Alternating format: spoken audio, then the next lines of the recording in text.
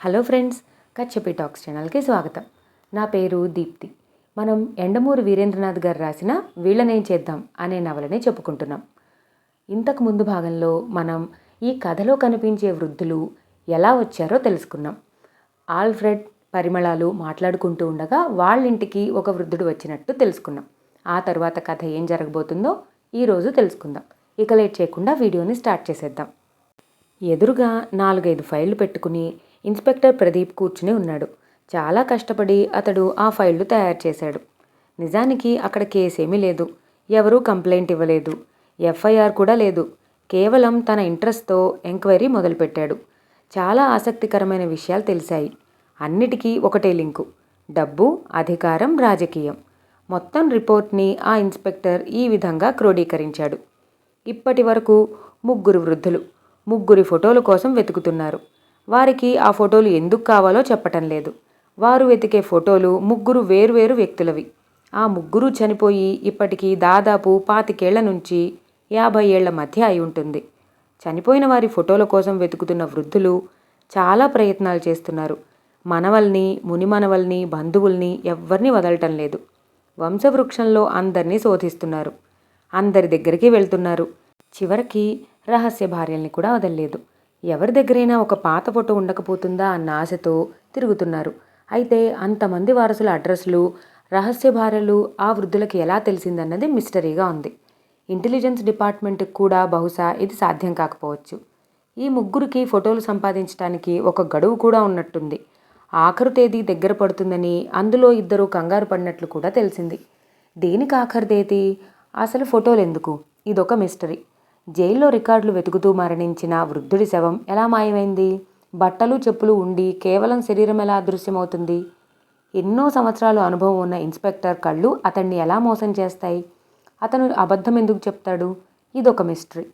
ఇక వృద్ధులు వెతుకుతున్న ఫోటోలకు సంబంధించిన వారి విషయాలు ఇలా ఉన్నాయి. ఆ ఫోటోల్లో ఉన్న 3 మరణించి చాలా సంవత్సరాలైంది. దాదాపు వారందరి పేర్లు ప్రపంచం మర్చిపోయింది. వారి చరిత్రను సేకరించడానికి, క్రోడీకరించి రిపోర్ట్ తయారు చేయడానికి చాలా కష్టపడవలసి వచ్చింది. అందులో మొదటివాడు హీరూబాని. ఇతనికి 2 మనవళ్ళు. అతడి ఫోటో కోసం వృద్ధుడు అతడి పెద్ద మనవడైన ప్రమోద్ బాని దగ్గరికి వెళ్ళాడు. ఆ ప్రమోద్ బాని అనేవాడు తాత సంపాదించిన ఆస్తి వల్ల డ్రగ్లకి అలవాటు పడ్డాడు. 20 ఏళ్లకి నపుంసకుడు అయ్యాడు. విపరీతమైన చెడు తిరుగుళ్ల వల్ల నపుంసకత్వమే కాదు, ఎయిడ్స్ కూడా వచ్చింది. ఆస్తి గొడవలు కూడా ఉన్నాయి. అందువల్ల తమ్ముణ్ణి చంపించి ప్రస్తుతం జైల్లో ఉంటున్నాడు. తాను సంపాదించిన డబ్బు వల్లనే తన మనవళ్ళు ఇలా తయారయ్యారని కీర్తిశేషుడు హీరూబాని కల్లో కూడా అనుకుని ఉండడు. రెండో వృద్ధుడు వెతికే ఫోటో సాయవరపు విశ్వనాథరెడ్డి నాయుడు గురించి. కాంట్రాక్టర్గా కోట్లు సంపాదించాడు. ప్రభుత్వం డబ్బుని సొంత డబ్బులా వాడుకున్నాడు. అతడు కట్టిన నాగార్జున సాగర్ అనుకున్న టైం కన్నా ముందు కూలిపోయింది. అది కడుతున్న సమయంలోనే అరెస్ట్ అయ్యాడు. అతడి ఫోటోని అతడి కొడుకులే ఉంచుకోలేదు. ఇతడు సురాపానం ఉన్న భక్తుడు. గట్టిగా అరుస్తూ పూజలు చేసేవాడు. సినిమా నటులతో పరిచయానికై తహతహలాడుతూ ఉంటాడు. ఒకే పుట్టినరోజు 4 చోట్ల 4 రోజుల పాటు చేసుకునేవాడు. రాజకీయాల్లో ఎవరికీ శత్రువు కాదు. ప్రతిపక్షాలకు కూడా లక్షలు ఖర్చు పెట్టి విందులు ఇస్తూ ఆ విధంగా అధికారాన్ని డబ్బుతో కొనేవాడు. అతడికి అన్ని కోట్లు ఎలా వచ్చాయో అర్థం కాదు. అప్పట్లో అతడు దొంగ నోట్లు ముద్రించేవాడని ప్రతీతి. మూడో వ్యక్తి మాఫియా మనిషి. మొదట్లో చిన్న చిన్న జేబు దొంగతనాలు చేసేవాడు. జైల్లో పరిచయాలతో రాటు తేలాడు. బయటకొచ్చి రియల్ ఎస్టేట్ సెటిల్మెంట్స్ చేస్తూ అధికారంలోకి ప్రవేశించాడు. క్రికెట్ బెట్టింగుల నుంచి బ్యాంకుల్ని మోసం చేయటం వరకు అన్నిట్లోనూ ప్రవేశం ఉంది. అయితే ఇతడు మరణించిన తర్వాత కొడుకులు ఎందుకు పనికిరాని వారుగా తయారయ్యారు. ఒక కూతురు ఆత్మహత్య చేసుకుంది. పెద్ద కొడుకు షేర్ వ్యాపారంలో పూర్తిగా నష్టపోయాడు. అతడి కొడుకు అంటే కోటీశ్వరుడి మనవడు చదువు లేక రాక ఏదో బార్లో వెయిటర్గా పనిచేస్తున్నాడు. అంతగా చితికిపోయింది ఒకప్పుడు దేదీప్యమానంగా వెలిగిన అతడి సంస్థానం. ఈ 3 కేసులు పరిశీలిస్తే వీరేమీ అంతగా చదువుకున్నవారు కాదు. డిగ్రీలుండవచ్చు కానీ జ్ఞానం మాత్రం లేదు. విలువలు అసలే లేవు. మొదట్లో డబ్బు కోసం నానాగడ్డి తిన్నవారు. ఆ తరువాత కోటీశ్వరులు, ఆఖరికి కేంద్ర మంత్రులు కూడా అయ్యారు. కొందరు ప్రభుత్వ ప్రతినిధులు అయ్యారు. మరికొందరు పారిశ్రామికవేత్తలు అయ్యారు. 3 మరణించి చాలా కాలమైంది. ప్రస్తుతం వీరి 3వ తరం నడుస్తోంది. అది చాలా వరకు భ్రష్టు పట్టిపోయింది. తమకింత ఆస్తి ఇచ్చిన పెద్దవారి పేర్లే మర్చిపోయింది. ఫోటోలు స్టోర్ రూమ్లో కూడా ఉంచుకోలేదు. వాటి కోసం కొందరు వృద్ధులు ప్రస్తుతం వెతుకుతున్నారు. ఇది రిపోర్టు. ప్రదీప్ దాన్ని చదవటం పూర్తి చేశాడు. అది 5వ సారి చదవటం. కుర్చీ వెనక్కు వాలి అప్పటికి ఇప్పటికీ పరిస్థితి ఏమీ మారలేదు అనుకున్నాడు. ఇన్స్పెక్టర్ ప్రదీప్ ఈ విధమైన ఆలోచనల్లో ఉండగా మే ఐ కమిన్ అని వినిపించింది. తలెత్తి చూశాడు. ఎదురుగా ఒక యువకుడు, అతడి వెనుకే ఒక అమ్మాయి నిలబడి ఉన్నారు. కమిన్ అన్నాడు. ఇద్దరూ లోపలికి వచ్చారు. యువకుడు చేయి చాస్తూ, నా పేరు ఆల్ఫ్రెడ్, ఈమె పరిమళ అన్నాడు. ఇన్స్పెక్టర్ సామమూర్తికి చెప్తే మీకు ఈ విషయం చెప్పమన్నారు. ఆయన నాకు బాగా తెలుసు అన్నాడు ఆల్ఫ్రెడ్. అతడికి ఇలాంటి రికమెండేషన్లు మామూలే. అందుకని క్యాజువల్గా, చెప్పండి ఏమిటి మీ కేసు, నేనే విధంగా మీకు సాయపడగలను అని అడిగాడు. ఆల్ఫ్రెడ్ నవ్వి, కేసేమీ లేదు. ఒక ఇంట్రెస్టింగ్ విషయం సామమూర్తి గారికి మాటల సందర్భంలో చెప్తే ఆయన కంగారు పడి ఈ విషయం మీకు వెంటనే చెప్పమన్నారు అన్నాడు. కంగారు పట్టం దేనికి, విషయం ఏంటి అన్నాడు ఇన్స్పెక్టర్ ప్రదీప్. నిన్న రాత్రి మా ఇంటికి ఒక వృద్ధుడు వచ్చాడు. పేరే గమ్మత్తుగా ఉంది, ప్రతినిధి నెంబర్ 1 అట. క్యాజువల్గా వింటున్న ప్రదీప్ ఆ చివరి వాక్యానికి నిటారుగా అయ్యి చప్పున ముందుకు వంగి వివరంగా చెప్పండి అన్నాడు. మా తాతగారి తమ్ముడు చిన్న ఆఫీసులో గుమస్తా, ప్రమోషన్ మీద అసిస్టెంట్ డైరెక్టర్ అయ్యాడు. ఆశ్చర్యం ఏమిటంటే సిబిఐ ఆయన ఇంటి మీద దాడి చేస్తే బ్యాంక్ లాకర్లో 2 కోట్లు దొరికాయి. 2 కోట్లు అంటే ఆ రోజుల్లో చిన్న మొత్తం కాదు. ఒక ప్రభుత్వాధికారి దగ్గర అంత డబ్బు ఉండటం ఏమిటని అప్పట్లో అది పెద్ద సెన్సేషన్ అయింది. అంత లంచగొండాయన. ఆ తరువాత ఆయన కుటుంబానికి మాకు అంత సంబంధాలు లేవు అన్నాడు ఆల్ఫ్రెడ్. నిన్న వచ్చిన వృద్ధుడు ఆయన ఫోటో కావాలని అడిగాడు, అవునా? ఆల్ఫ్రెడ్ విస్మయంతో అవును అన్నాడు. ఇది 4వ కేసు అన్నాడు ప్రదీప్. అప్పటి వరకు మౌనంగా ఉన్న పరిమళ, నేను హోటల్ అభినయ్లో రిసెప్షనిస్ట్ని. ప్రమోద్ బాని మా హోటల్లోనే దిగాడు. అప్పుడు కూడా ఒక వృద్ధుడు ఆయన తాతగారి ఫోటో కోసం వచ్చాడు అని చెప్పింది. ఫోటో కోసం వచ్చాడని మీకెలా తెలిసింది అని అడగలేదు ప్రదీప్. ప్రస్తుత కేసుకి అది అనవసరం. ఈలోపు ఆల్ఫ్రెడ్ కొనసాగించాడు. అందరి ఇళ్లకి వెళ్ళి విఫలమై నా దగ్గరికి వచ్చాడా వృద్ధుడు. ఎప్పుడో విడిపోయిన కుటుంబాల పాత అడ్రస్లు వెతికి కొత్త చిరునామాలు పట్టుకున్నాడంటే అతడు చాలా కష్టపడి ఉండాలి, లేక అతీత శక్తులన్నా ఉండుండాలి అనుకుంది మనసులో పరిమళ.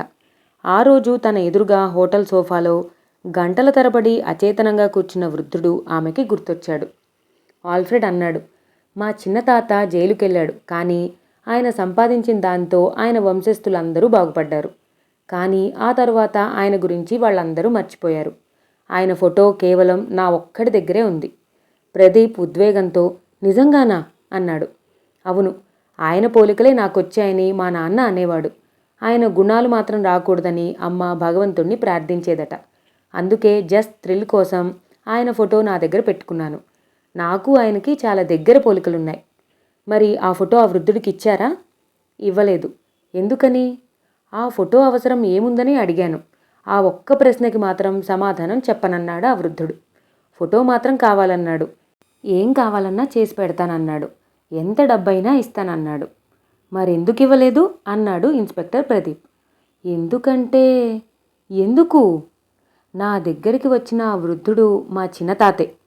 ప్రపంచం గిర్రున తిరిగినట్టు అయింది ప్రదీప్కి. పరిమళ ఇద్దరినీ చూస్తోంది. కాసేపు అక్కడ గాఢమైన నిశ్శబ్దం పేరుకుంది. దాన్ని భగ్నం చేస్తూ, నాకు అర్థం కావటం లేదు అన్నాడు ప్రదీప్. నాకు ఒక క్షణం మతిపోయింది. ఎప్పుడో మరణించిన మా చిన్నతాతగారి సెకండ్ సెటప్కి పుట్టిన సంతానమేమో. నా దగ్గర ఫోటో తీసుకుని వాళ్ళ కుటుంబాన్ని బ్లాక్మెయిల్ చేయటానికేమో అనుకున్నాను. కానీ ఒక ఫోటోకే ₹1,00,00,000 ఇస్తానన్న వాడికి బ్లాక్మెయిలింగ్ అవసరం ఏముంది? కరెక్టే. అందుకే ఇదంతా మీ పోలీసులే చూసుకుంటారని ఫోటో తీశాను. ఫోటోనా? అవును, ఆ వృద్ధుడికి తెలియకుండా నా సెల్ ఫోన్తో అతడి ఫోటో తీశాను అంటూ 2 ఫోటోలు ప్రదీప్ టేబుల్ మీద పెట్టి, ఇది మా తాతది, ఇది ఇతంది అన్నాడు. 2 ఒకేలా ఉన్నాయి, అచ్చుగుద్దినట్టు. ఒకే పోలిక. వాటిని తన చేతుల్లోకి తీసుకుంటూ ప్రదీప్ అన్నాడు, ఈ మిస్టరీ ఛేదించాలంటే ఆ వృద్ధుణ్ణి పట్టుకుని ఇంట్రాగేట్ చేయాలి. రహస్యం బయట పెట్టించాలి. మీరు అనవసరంగా ఇతన్ని వదిలిపెట్టేశారు. ఇదే సెల్ ఫోన్లో మాకు ఫోన్ చేసి ఉండాల్సింది. అతన్ని వదల్లేదు. ప్రస్తుతం మా ఇంట్లోనే ఉన్నాడు. వాట్? నాకు మరో ఇల్లుందని, ఫోటో అక్కడ ఉన్నదని చెప్పి ఇక్కడికి వచ్చాను. ఇన్స్పెక్టర్ ప్రదీప్ ఒక్క ఉదుటన లేచి వెళ్దాం పదండి క్విక్ అంటూ వేగంగా ఇద్దరితో కలిసి బయటకు వచ్చాడు. వారు ఆల్ఫ్రెడ్ ఇంటికి చేరుకునేసరికి అరగంట పట్టింది. పనికుర్రాడు తలుపు తీశాడు. తాతగారున్నారా? పనికుర్రాడు తలూపి గెస్ట్ రూమ్ వైపు చూపించాడు. ప్రదీప్ అటుగా వెళ్ళి శబ్దం కాకుండా తలుపు తీశాడు. లోపల వృద్ధుడు కుర్చీలో కూర్చుని తల వెనక్కి వాల్చి కళ్ళు మూసుకుని అచేతనంగా ఉన్నాడు. ఇన్స్పెక్టర్ ప్రదీప్ ఒక్క క్షణం తన కళ్ళను తానే నమ్మలేనట్టు చూశాడు. వృద్ధుల్లో కదలిక లేదు.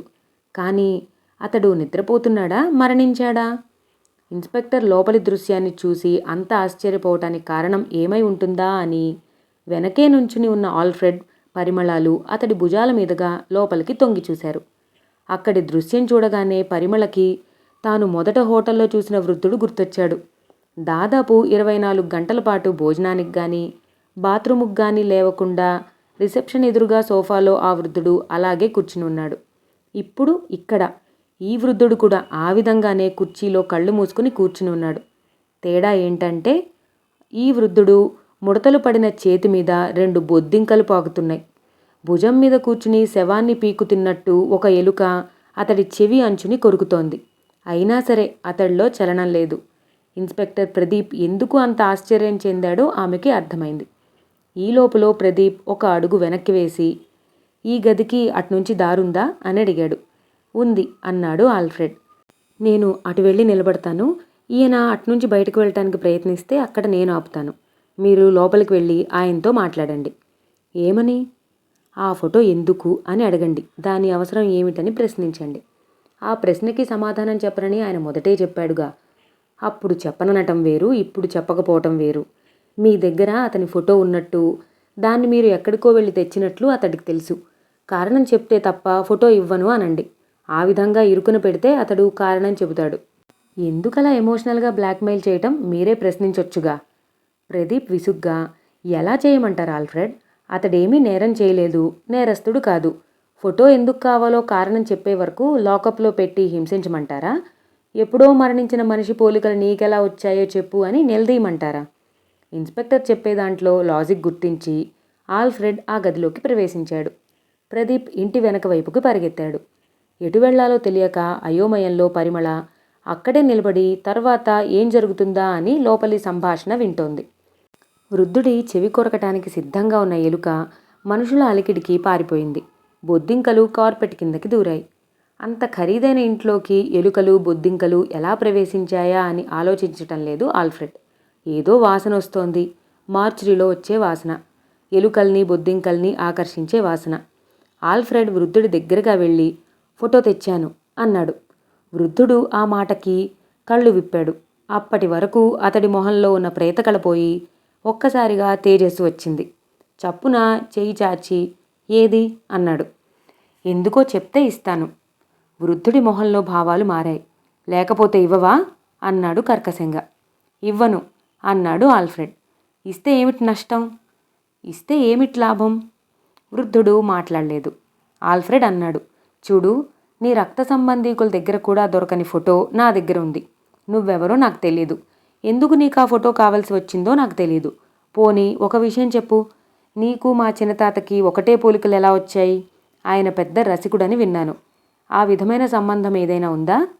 వృద్ధుడి మొహం మరింత కఠినంగా ఎర్రగా మారింది. పళ్ళ బిగువున లేదు అన్నాడు. మరి నీకెందుగా ఫోటో? అప్పుడు ఒక ఊహించని సంఘటన జరిగింది. వృద్ధుడు హఠాత్తుగా ఆల్ఫ్రెడ్ చేయి పట్టుకున్నాడు. దాదాపు విరిచేస్తున్నంత బలంగా నొక్కిపెట్టి ఎక్కడుందా ఫోటో అని అడిగాడు. అతడి స్వరం ఆ గదిలో ప్రతిధ్వనించింది. ఆల్ఫ్రెడ్ చాలా బలిష్ఠుడు, ఎత్తుగా బలంగా ఉంటాడు.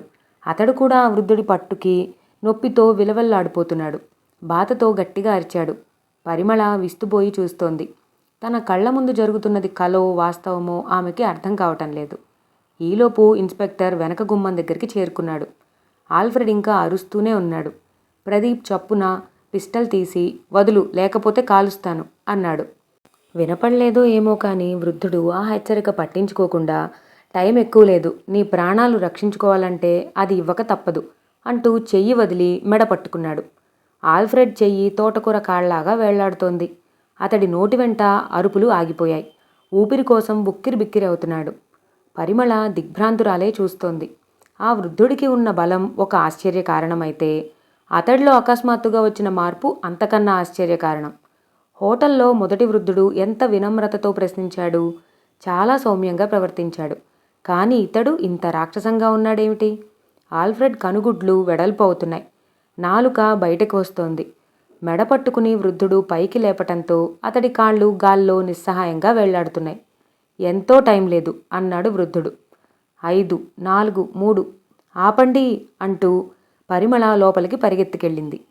ఆల్ఫ్రెడ్ ప్రాణం పోవటానికి ఇక 3 సెకన్లు మాత్రమే ఉంది. ఆమె అరుపులు పట్టించుకోకుండా 2, 1 అంటున్నాడు వృద్ధుడు. అప్పుడు వినపడింది ప్రదీప్ పేల్చిన పిస్టల్ శబ్దం. క్షణంలో లోపలి సంఘటన ప్రదీప్కి అర్థమైంది. ఏమాత్రం ఆలస్యం చేయకుండా రివాల్వర్ తీసి వృద్ధుడి కాలి మీద కాల్చాడు. ఆర్తనాదం లేదు, కనీసం సన్నగా కేక కూడా పెట్టలేదు. ఆల్ఫ్రెడ్ని వదిలేసి వృద్ధుడు కుప్పకూలిపోయాడు. ప్రదీప్ ఒకవైపు నుంచి, పరిమళ మరోవైపు నుంచి లోపలికి చేరుకున్నారు. ముందుగా ఆల్ఫ్రెడ్ని పరీక్షించాడు ఇన్స్పెక్టర్. ఐఆమ్ ఆల్ రైట్ మెడ సవరించుకుంటూ అన్నాడు ఆల్ఫ్రెడ్. ప్రదీప్ వృద్ధుడి వైపు తిరిగాడు. అప్పటికే అతడి ప్రాణం పోయింది. ఒక క్షణం పాటు ప్రదీప్కి ఏమీ అర్థం కాలేదు. కాలికి తగలబోయిన బుల్లెట్ పొరపాటున ఇంకెక్కడైనా తగిలిందా? హడావుడిలో తను పైనకి కాల్చాడా? గిల్టీ ఫీలింగ్తో అతడు వృద్ధుడి శరీరం అంతా పరీక్షించాడు. శరీరం మీద ఎక్కడా గాయం లేదు. ప్రదీప్ అనుమానంతో చుట్టూ చూశాడు. శరీరానికి తగలకపోతే అది గోడకో గచ్చుకో తగిలి ఉండాలి. పెచ్చు లేచి ఉండాలి. అటువంటప్పుడు అది స్పష్టంగా కనపడుతుంది. అలా జరగలేదు. మరి బుల్లెట్ ఏమైంది? అతడి దృష్టి వృద్ధుడి మోకాలి ప్రాంతం మీద పడింది. ఆ ప్రాంతంలోనే లోపలికి ప్రవేశించినట్లు మోకాలి దగ్గర వస్త్రం నల్లగా కాలిపోయింది. అతడికి కాస్త గర్వంగా, రిలీఫ్గా అనిపించింది. తన గురి తప్పనందుకు గర్వం, తన వల్ల అతడు మరణించలేదనే రిలీఫ్.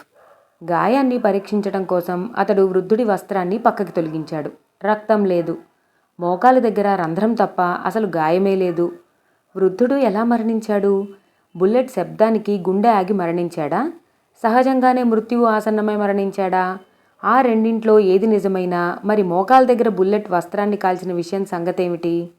అనుమానాల్ని పక్కన పెట్టి అంబులెన్స్ కోసం ఫోన్ చేశాడు. ఆల్ఫ్రెడ్, పరిమళలు ఇంకా షాక్ నుండి తేరుకోలేదు. ఈలోపు అంబులెన్స్ వచ్చింది. శవాన్ని మార్చురీకి పంపాడు. పోస్ట్మార్టం చెయ్యాలా, బంధువులకి అప్పగించాలా?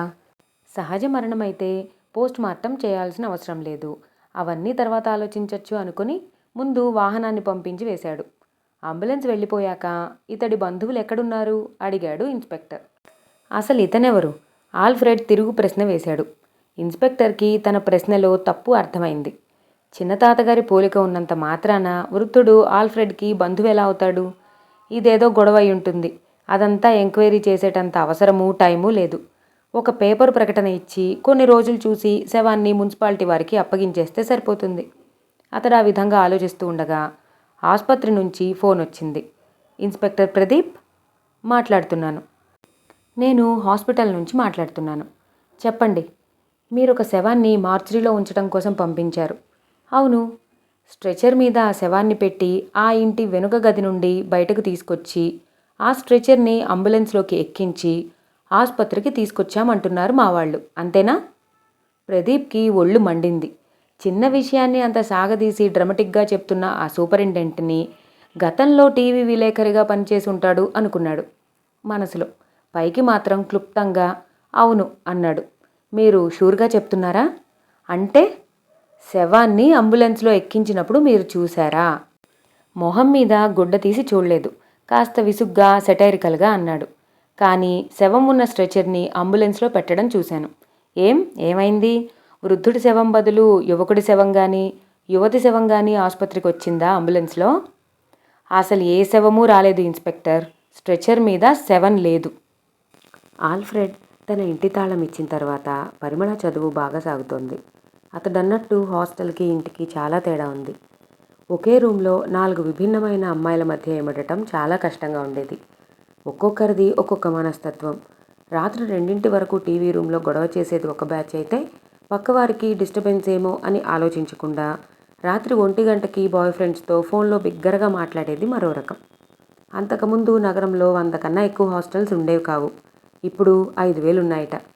ఉద్యోగాల కోసం నగరం వైపు వలస అంత పెరిగింది. అయితే దాంతోపాటు విశృంఖలత్వము పెరిగింది. జవాబు తెలియని ఎన్నో ప్రశ్నలు. కొత్తగా దొరికిన స్వేచ్ఛకి ఆడపిల్లలు చెప్పుకునే కొత్త అర్థం వారిని సుఖంగా ఉంచుతోందా?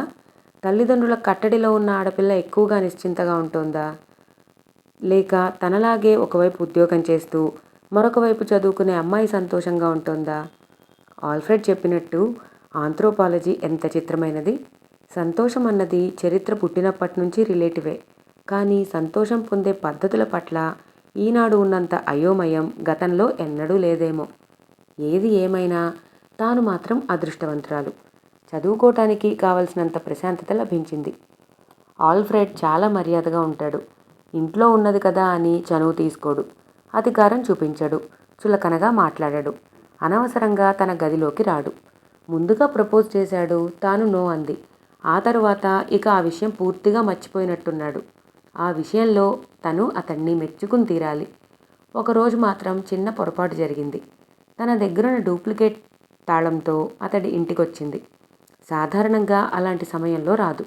కానీ హాస్టల్లో ఎవరో అమ్మాయిది పుట్టినరోజు. రాత్రి 3 వరకు గోల. ఆ విధంగా రాత్రంతా నిద్రలేకపోవడంతో విశ్రాంతి కోసం ఆ ఇంటికొచ్చింది పరిమళ. తాళం తీసి లోపలికి ప్రవేశించింది. ఆ సమయంలో ఆల్ఫ్రెడ్ రూమ్లోంచి ఒక అమ్మాయి మంచినీళ్ల కోసం వంటింటి వైపు వెళ్తోంది. ఫ్రిడ్జ్ వైపు నడుస్తోందల్లా అకస్మాత్తుగా పరిమళను చూసి ఆల్ఫ్రెడ్ గదిలోకి చప్పున పరిగెత్తింది. అలాంటిదే మరో సంఘటన కొద్ది రోజుల తర్వాత మరొకటి జరిగింది. ఒక కాలేజీ అమ్మాయిని ఆల్ఫ్రెడ్ గదిలో చూసింది. అతడు చాలా మామూలుగా ఆమెని పరిమళకి పరిచయం చేశాడు. ఆ అమ్మాయి ఏమీ మాట్లాడకుండా, కనీసం హలో అని కూడా పలకరించకుండా ఒక రకమైన అపరాధ భావంతో అక్కడి నుండి బయటకు వెళ్ళిపోయింది. ఇదంతా ఇబ్బందిగా ఉంది. తాళం చెవి తీసేసుకో ఆల్ఫ్రెడ్. నేనిక ఇక్కడికి రాను అంది పరిమళ. ఇబ్బంది ఎవరికి? నీకా నాకా? ఆ ప్రశ్న ఊహించని పరిమళ తడబడి నా వల్ల నీకు అంది. నాకేమీ ఇబ్బంది లేదు. నా జీవన విధానం నీకు ముందే చెప్పాను. దానివల్ల ఎవరికీ నష్టం లేదు. వాళ్ళు వస్తారు వెళ్ళిపోతారు. నీ చదువు నువ్వు నీ గదిలో కూర్చుని చదువుకో. పరిమళ ఏమీ సమాధానం చెప్పలేకపోయింది. ఏం చెప్తుంది? అతడిల్లు, అతడి ఇష్టం. ఆమె మాట్లాడలేదు. నేను చేస్తున్న పని నీకు నచ్చటం లేదు కదూ? ఆమె మౌనంగా ఉండిపోయింది. నేను బానే ఉన్నాను. నాతో ఉన్నవాళ్ళు ఆనందంగానే ఉన్నారు. ఇందులో తప్పేముంది? ఆమె జవాబు చెప్పలేదు. అతడు ఆమె దగ్గరికి వచ్చి అన్నాడు, నువ్వు ఒప్పుకో పరిమళ. పెళ్ళయ్యే వరకు ఇద్దరం కలిసి ఉందాం. నేను మరో అమ్మాయి వైపు చూడనని ప్రమాణం చేస్తున్నాను. నా గురించి నీకు బాగా తెలుసు. ఏ విధంగా ప్రవర్తిస్తానో అదే మాట్లాడతాను. పెళ్ళిళ్ళు అయ్యే వరకు కలిసి ఉందాం. నేనేమీ నిర్ణయించుకోలేకపోతున్నాను ఆల్ఫ్రెడ్. నాకు కొంచెం టైం ఇవ్వు. ఇంకా ఎంతకాలం? నాకేదో విలువల మీద గొప్ప నమ్మకం ఉన్నట్టు ఇలా మాట్లాడటం నాకే నచ్చటం లేదు. కానీ మరోవైపు ఏదో అస్పష్టత. ఒక్క వారం, ఇంకొక వారంలో చెప్తాను. నీ సమాధానం ఏదైనా సరే ఆ గది మాత్రం నీదే. Thanks Alfred. అయితే వాళ్ళు అనుకున్నట్టు ఆమె ఏ విషయమూ తేల్చి చెప్పటానికి వారం పట్టలేదు. ఎందుకంటే ఆ మరుసటి రోజే ఆల్ఫ్రెడ్కి మోటార్ సైకిల్ యాక్సిడెంట్ అయింది. కాలి చీలమండ దగ్గర దెబ్బ తగిలి ఆసుపత్రిలో చేరవలసి వచ్చింది. 4 రోజులు బెడ్ రెస్ట్ అన్నారు. 4 రోజులే కాబట్టి ఇంటికి ఫోన్ చేసి తల్లిదండ్రుల్ని కంగారు పెట్టడం అనవసరం అన్నాడు ఆల్ఫ్రెడ్. కానీ మొదటి రోజు సాయంత్రానికి జ్వరం వచ్చి రాత్రికి విపరీతంగా పెరిగింది. అది మలేరియానో వైరల్ ఫీవరో పొద్దునకి కానీ చెప్పలేమన్నారు డాక్టర్. అర్ధరాత్రి అయ్యేసరికి వాంతులు, మోషన్స్ ప్రారంభమయ్యాయి. చాలా ఇబ్బందికరమైన పరిస్థితి. అంతగా పరిచయము, సంబంధము లేని వ్యక్తికి దగ్గరగా ఉంటూ సపర్యలు చేయటం, ముఖ్యంగా వాంతుల్ని తుడవటం, టాయిలెట్కి తీసుకువెళ్ళటం, నీరసంతో అక్కడే కూలిపోతే అంతా క్లీన్ చేసి తీసుకురావటం. ఒక చిన్న పిల్లవాడిని ట్రీట్ చేసిన విధంగా ఆమె ఆ 2 రోజులు సేవ చేసింది. అదృష్టవశాత్తు అతడు 3వ రోజుకి కోలుకున్నాడు. భయపడినట్టు అది మలేరియా కాదని తేలింది. ఆసుపత్రి నుంచి ఇంటికొచ్చి సెటిల్ అయ్యాక ఒక సాయంత్రం ఇద్దరూ ఇంటి వెనక తోటలో కూర్చుని కాఫీ తాగుతూ ఉండగా, ఇదంతా నేను నమ్మలేకపోతున్నాను. తనకేమీ కాని ఒక వ్యక్తికి మరొకరు ఇంత ప్రేమగా, ఆత్మీయంగా సేవ చేస్తారంటే ఈ మెటీరియలిస్టిక్ ప్రపంచంలో సాధ్యమేనా అనిపిస్తోంది అన్నాడు ఆల్ఫ్రెడ్. పరిమళ నవ్వింది. మనిద్దరం ఒకరికొకరం ఏమీ కాము అని ఎందుకు అనుకుంటున్నావు ఆల్ఫ్రెడ్? పైసా అద్దె లేకుండా నేను నీ ఇంట్లో ఉంటున్న గెస్ట్ని. ఆల్ఫ్రెడ్ నవ్వలేదు. నీలో ఇంత ప్రేమించే తత్వం ఉందని నేను ఊహించలేదు పరిమళ. నన్ను పెళ్లి చేసుకుంటావా అని ఆసుపత్రిలోనే అడుగుదామనుకున్నాను. కానీ నీ బాధ్యతల దృష్ట్యా నువ్వు ఒప్పుకోవని నాకు తెలుసు. అది అసాధ్యం కూడా అని ఒక్క క్షణం ఆగి, మనం కలిసి ఉండటం గురించి ఏం ఆలోచించావు పరిమళ అన్నాడు. వారం రోజులు గడువు అడిగానుగా. ఈరోజు సాయంత్రానికి అది అయిపోతుంది. సాయంత్రం అవటానికి ఇంకా గంట టైం ఉన్నదిగా ఆమె నవ్వుతూనే అన్నది. అతడు ఉద్విగ్నుడై, ఇంకో గంటలో నా అదృష్టం తెలిసిపోతుందన్నమాట అన్నాడు. ఆమె మరింత ఆహ్లాదకరమైన మందహాసంతో, నీదనేముంది, నాది కూడా అంది. ఆ సాయంత్రమే పరిమళ అతడికి ఉత్తరం రాసింది. డియర్ ఆల్ఫ్రెడ్, మామూలుగా అయితే ఇలా ఉత్తరం ద్వారా నేను నా నిర్ణయాన్ని నీకు చెప్పనవసరం లేదు. ఎదురుగా కూర్చునే చెప్పవచ్చు. కానీ వాదనలు ప్రతివాదనలు అవసరం లేకుండా విపులంగా నా ఆలోచనలు నీకు తెలియాలని ఇలా రాస్తున్నాను. నా అభిప్రాయాలు నీకు మరీ పాత చింతకాయ పచ్చళ్ళలా ఉంటే క్షమించు. కానీ డబ్ల్యూబి ఈట్స్ అనే కవి మౌంట్ మెరు అనే కవితలో ఒకచోట నాగరికత, సంస్కృతి, అభిరుచి అనేవి వృత్తం లాంటివి, బయలుదేరిన చోటకే వస్తాయి అంటాడు. నీ నోట తరచూ వినిపించే ఆంథ్రోపాలజీ అన్న పదానికి దీనికి దగ్గర సంబంధం ఉంది కదా. నేను చెప్తున్నది కూడా మారుతున్న ఈ వ్యవస్థలో మనిషి సంతోషం గురించే. ఒకరోజు నేను నీ ఇంటికొచ్చాను. నీ స్నేహితురాలు నీ గదిలోంచి బయటకు వస్తూ ఉంది. ఎందుకు ఆ అమ్మాయి కళ్ళల్లో అంత అపరాధభావం కనబడింది? తాను చేస్తున్న పని తప్పు అని తన మనసుకి అనిపించినందుక, లేక తాను చేస్తున్న పని సమాజం ఒప్పుకోదన్న గిల్టీ ఫీలింగా? మొదటి కారణమే కరెక్ట్ అనుకుంటాను. నేను నీతో పాటు ఉంటూ నీ ఇంట్లోనే చదువుకుంటున్నాను. హోటల్లో మన గురించి ఏదో అనుకుంటున్నారని కూడా తెలుసు. కానీ నాకేమీ అపరాధభావం లేదే. ఎందుకంటే నేను చేస్తున్న పని పట్ల నాకు ఏ విధమైన అపనమ్మకము లేదు కాబట్టి. ఇలాంటి పనికి నా మనసు అంగీకరించిన పక్షంలో ఆ క్షణం నుంచి నీతో కలిసి ఉండటానికి నేను సిద్ధమే. అలా ప్రస్తుతం నేను అంగీకరించలేకపోవటానికి కారణాలు కొన్నున్నాయి ఆల్ఫ్రెడ్. చెప్తాను విను. అన్నిటికన్నా మొదటిది అభద్రతాభావం, ఈర్ష్య. ఆ రోజు నీ గదిలో నుండి బయటకు వస్తూ నన్ను చూసిన అమ్మాయి నన్ను చూసి అనుమానపడింది, ఈర్ష్యపడింది. నేనామెను చూసి మనస్ఫూర్తిగా నవ్వుతూ పలకరించాను. నాది స్నేహభావం, ఆమెది సవితిభావం. ఎక్కడ ఇద్దరి మధ్య బంధం ఉంటుందో అక్కడ ఇది నాది అన్న స్వార్థం ఉంటుంది. మన మధ్య అది లేదు కాబట్టే ఇంత ఫ్రీగా ఉంటున్నాం, కాదంటావా? ఇది మొదటి కారణం. ఇక రెండో దానికొస్తే, మనిద్దరం కలిసి ఉన్న కాలంలో నీ మీద నాకు ప్రేమ పెరిగిందనుకో, విడిపోవడం ఎంత బాధాకరం. స్నేహితురాలి పెళ్లి జరుగుతున్నప్పుడు మిగతా స్నేహితులందరూ సంతోషిస్తారు. ప్రియురాలి పెళ్లి జరుగుతుందంటే ప్రియుడు బాధపడతాడు, అవునా కాదా? స్నేహం ప్రేమగా మారాలంటే తప్పనిసరిగా ఇద్దరి మధ్య ఇంటిమసీ ఉండాలని నీ వాదన. మొన్నటి వరకు నేను ఆ అభిప్రాయం వైపు రాసాగాను. కానీ ఆసుపత్రి అనుభవం ఒక సత్యాన్ని నాకు తెలిపింది. మనిద్దరి మధ్య ఏ రిలేషన్ ఉన్నదని నేను నీతో పాటు రాత్రింబవళ్ళు ఆసుపత్రిలో నీ ఒళ్ళు తుడుస్తూ, నువ్వు పాడు చేసిన పక్క బట్టలు మారుస్తూ ఉన్నాను. నీ ఒక్క గర్ల్ ఫ్రెండు నిన్ను చూడటానికి ధైర్యంగా ప్రేమగా రాలేదేం? కాబట్టి మిత్రమా, ప్రేమకి సెక్స్కి సంబంధం లేదు. ప్రేమ నిస్వార్థం. ఇదంతా నీ అభిప్రాయాల్ని, జీవన విధానాన్ని తప్పుపట్టడానికి కాదు. కేవలం నా మనసులో భావాలు నీకు చెప్పటానికి మాత్రమే. వయసు పెరిగే కొద్దీ భార్యాభర్తల్లో ఒకరికి ఇంకొకరిపై ఉత్సాహం తగ్గినా ప్రేమ ఆప్యాయతలు వారిని కట్టిపడేసి ఉంచుతాయి. అదే మన విషయానికి వస్తే, మనిద్దరిలో ఒకరికి మరొకరిపై ఇష్టం తగ్గిందనుకో, అవతలి వారిని ఎలా వదిలించుకుందామా అని ప్రయత్నం ప్రారంభిస్తాం. ఎంత హేయమైన పరిస్థితి ఇది! ఈ కాంట్రాక్ట్ పెళ్లిళ్లలో ఎంత నీచమైన పరిణామం ఇది! విడాకుల ద్వారా విడిపోవటం వేరు, వదిలించుకోవటం వేరు కాదా? ఆలోచించు. నీకు నా మీద ఇష్టం తగ్గిపోయే సమయానికి నేను నీ పట్ల గాఢమైన ఇష్టంలో ఉంటే అప్పుడు నా పరిస్థితి ఏంటి? మనిద్దరం కలిసి ఉన్న కాలంలో ఎప్పుడు విడిపోవాలన్న టైంని ఎవరు నిర్ణయిస్తారు? నువ్వా నేనా? ఇద్దరం పరస్పరం చర్చించుకుని అనకు. అంతకన్నా గొప్ప ఆత్మవంచన ఉండదు. విడిపోవాలన్న కోరిక స్త్రీ కన్నా పురుషుడికే ముందు వస్తుంది.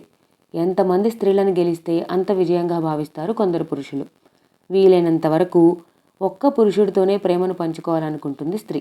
ఈ పరస్పర వైరుధ్యాన్ని సమం చేసేది వివాహం. ఒకరి పట్ల ఒకరికున్న అసంతృప్తులని జయించి కలకాలం కలిసి ఉండేలా చేస్తుంది ఆ బంధం. అదే లేకపోతే ఎవరికి వారే యమునా తీరే అయిపోతుంది ఈ ప్రపంచం. మనిద్దరం కలిసి ఉన్న కాలంలో ఇద్దరిలో ఎవరికైనా ఒక దీర్ఘరోగం వస్తే భార్యలాగానో భర్తలాగానో సపర్యలు చెయ్యం. ఎలా దూరం అవ్వాలా అని ప్రయత్నిస్తాం. ప్రపంచం మారిపోతోంది. బంధాలు తగ్గిపోతున్నాయి. బంధువులు, పిల్లలు, ప్రేమలు, ఆప్యాయతలు కనుమరుగవుతున్నాయి. ఒక్క వివాహ బంధమే కాస్త మిగిలింది. దాన్ని కూడా మన యువతరం పాడు చేసే ప్రయత్నం చేస్తోంది. కనీసం మనిద్దరం అందులో భాగస్వాములం కావద్దు ఆల్ఫ్రెడ్. మరొక్క విషయం చెప్పి ఈ ఉత్తరం ముగిస్తాను. వివాహం అంటే 2 కుటుంబాల కలయిక. పెద్దలకిష్టం లేని ప్రేమ వివాహం అంటే 2 వ్యక్తుల కలయిక. 2 కుటుంబాల్ని విడాకులతో విడగొట్టే ముందు దంపతులు తటపటాయిస్తారు. 2 వ్యక్తులైతే ఒకరికొకరు ఏమాత్రం నచ్చకపోయినా విడిపోతారు. నేను సనాతన సాంప్రదాయాల్ని బలపరుస్తున్నానని కాదు, వాటిల్లో నేను అర్థం చేసుకున్న దాన్ని వివరిస్తున్నానంతే. ఒకరికొకరు నచ్చకపోతే కలిసి ఉండటం కన్నా విడిపోవటమే మంచిదని కొందరు వాదిస్తారు. కానీ నచ్చకపోవటానికి ఒక స్కేలు కానీ, ఎంత శాతం నచ్చకపోతే విడిపోవాలని కానీ రూల్ లేదు కదా. మనిషి నచ్చితే అన్నీ నచ్చుతాయి అంటారు. నిజమే, మొదట్లో నచ్చుతాయి. ప్రేమించిన మగవాడి సిగరెట్టు, డ్రింకు లాంటి అలవాట్లు పెళ్ళవగానే మానేస్తాను అన్న వాగ్దానంతో నచ్చుతాయి. ఆ తరువాత అసహనానికి దారితీస్తాయి. ప్రేమ గుడ్డిదే కాదు, మూగది, చెవిటిది కూడా. అది కాస్త తగ్గగానే వాస్తవం భయపెడుతుంది. ప్రతి మగవాడి విజయం వెనుక ఒక స్త్రీ ఉంటుందన్నది మొన్నటి సూక్తి. విజయం సాధించే మగవాళ్ల వెనుక స్త్రీలుంటారన్నది నిన్నటి సూక్తి. ఎవరి విజయం వెనక వారే ఉంటారన్నది నేటి సూక్తి. నేను ఈ చివరి సూక్తిని నమ్ముతాను. అందుకే రిస్క్ తీసుకోదలుచుకోలేదు. కొనుక్కున్న కారు నడపటానికి, ట్రయల్ రన్ మీద దాన్ని తీసుకుని నడపటానికి ఉన్న తేడాయే వివాహానికి, కలిసి జీవించటానికి మధ్య ఉన్న తేడా. సొంత కారైతే చిన్న చిన్న రిపేర్లు ఉన్నా సరిచేసుకుని అపురూపంగా నడుపుకుపోతాం. ట్రయల్ రన్ మీద అయితే తప్పులు వెతుకుతూ తిరిగి ఇచ్చేయటానికి ప్రయత్నిస్తాం. అందుకే వివాహ వ్యవస్థ మీద నాకంత నమ్మకం. నీ పరిమళ. అతడు ఆ ఉత్తరం చదువుతున్నంతసేపు ఆమె అతడి ఫీలింగ్స్ గమనిస్తూ అతడి రియాక్షన్స్ కోసం ఉత్సుకంగా ఎదురుచూసింది. అతడు ఉత్తరం మూసేసి మౌనంగా ఉండిపోయాడు. అతడేమీ మాట్లాడకపోయేసరికి ఆమె ఏమైంది అని అడిగింది. అతడు తలెత్తి ఏమిటి ఏమైంది అన్నాడు. ఏమీ మాట్లాడటం లేదేంటి? ఆలోచిస్తున్నాను. ఏంటి, నేను చెప్పింది నీకు నచ్చలేదా లేక అర్థం కాలేదా అన్నది పరిమళ. అర్థమైంది. నీ భావాలు నాకు నచ్చటం నచ్చకపోవటం పక్కన పెట్టు. నేను నీ అంత సెంటిమెంట్లున్న వ్యక్తిని కాను. పని, ఆనందం తప్ప నాకు మరొకటి తెలియదు. నేను ఆలోచిస్తుంది అది కాదు. ఆకర్షణ మొదట వ్యామోహంతో ప్రారంభమవుతుంది. పెళ్ళయ్యాక కానీ కాకపోయినా కానీ అదే ఆకర్షణ అంతే బలంగా కొనసాగితే దాన్ని ప్రేమ అంటారు. ప్రేమకి, వ్యామోహానికి, ఆకర్షణకి మధ్య తేడా తెలియని చాలామంది నీ ఉత్తరం చదవాలి, తెలుసుకోవాలి. ఎంతో నమ్మకంతో చదువు కోసమో ఉద్యోగం కోసమో పంపిన తల్లిదండ్రులకి తెలియకుండా ఆకర్షణలో పడి సమయాన్ని, చదువుని వృధా చేసుకుంటున్న చాలామంది తాము ఏం కోల్పోతున్నారో తెలుసుకోవాల్సిన విషయాలన్నీ నీ ఉత్తరంలో ఉన్నాయి. దీన్ని భరద్వాజకి పంపాలి. ఆసక్తిగా అప్పటి వరకు వింటున్న పరిమళ ఆ చివరి వాక్యానికి ఉలిక్కిపడి అర్థం కానట్లు భరద్వాజక అంది. అవును, అతడైతే అందరికీ అర్థమయ్యే రీతిలో రాయగలడు. అప్పుడప్పుడు మన హోటల్లో రూమ్ తీసుకుని రాస్తూ ఉంటాడు. నాకు తెలుసు. అతడి ద్వారా 10 మందికి ఈ విషయం తెలియపరుద్దాం. అఫ్కోర్స్ అతడికి నచ్చితేనే. కానీ ఆల్ఫ్రెడ్, ఇది మనిద్దరి మధ్య ఉన్న ఈ వ్యక్తిగత విషయం. నీ అభిప్రాయాలు నాకు నచ్చాయి. ఒక మగవాడిగా నేను నాది స్వార్థమని ఒప్పుకోలేను. డబ్బు, అందము ఉన్న యువకుడిగా నేను నా అవకాశాలు వదులుకోను. కానీ ఒక పని చేయడానికి ముందు ఏం ఆలోచించాలి అన్న విషయాన్ని ఈ ఉత్తరం ద్వారా నువ్వు చెప్పావు. లాభ నష్టాలు వివరించావు. ఈ ఉత్తరం ఆ రచయితకి ఇద్దాం. ఇది అందరికీ తెలిస్తే నష్టమేముంది అంటూ ఫోన్ తీసుకుని డయల్ చేసి అట్నుంచి రిసీవర్ ఎత్తగానే రైటర్ భరద్వాజ గారు ఉన్నారా అని అడిగాడు. నేనే మాట్లాడుతున్నాను అన్నాడు ఆయన. ఇక్కడితో మన నవలకి ఒక చిన్న బ్రేక్ తీసుకుందామండి. తరువాత కథలో ఎన్ని మలుపులు తిరుగుతాయో తర్వాత భాగంలో తెలుసుకుందాం. ఈ వీడియో మీ అందరికీ నచ్చినట్టయితే నా ఛానల్ని ఖచ్చితంగా సబ్స్క్రైబ్ చేసుకోండి. ఈ వీడియోని మీ ఫ్రెండ్స్ అందరితో షేర్ చేయండి. Thank you for watching.